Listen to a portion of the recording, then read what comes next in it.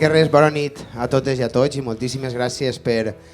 assistir a este acte. El primer que vull fer és donar-li la més sincera enhorabona al Fons Valencià per la Solidaritat, per l'organització d'aquest event i sobretot per aquests 30 anys de vida. Em va quedar molt gravat com en una xicoteta aportació, en una xicoteta comunitat en la que aquestes dones que s'havien quedat a soles en la seva comunitat perquè els homes havien abandonat la comunitat per a vindre's a Europa, Estats Units o a altres llocs a treballar i que després havien desentès completament de la seva família i elles havien quedat en les seves famílies, algú amb 3, 4, 5 fills, sense ningú tipus de recursos. És un èxit i a partir de que el Fons Valencià per la Solidaritat complisca 30 anys realitzant de manera solidària des del municipalisme tots aquests projectes i per tant sí que voldria donar-vos l'enhorabona a tots els que hem format part durant aquests 30 anys.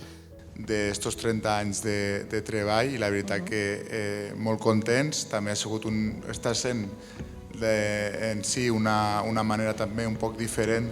de celebrar aquests 30 anys, una manera amb aquests xicotets actes dispersats i repartits entre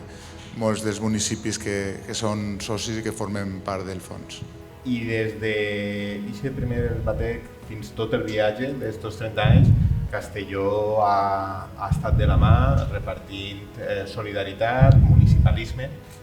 Series capaç de dir què és el que més t'ha cridat l'atenció de tot el rodatge o en qué cosa te quedaries de tot el rodatge? Mira, yo me quedo con la historia de Lidia Limón porque ayuda a otras muchos más, o sea, la pelota se engranda, o sea, se agranda. Entonces la historia de Lidia yo la destacaría.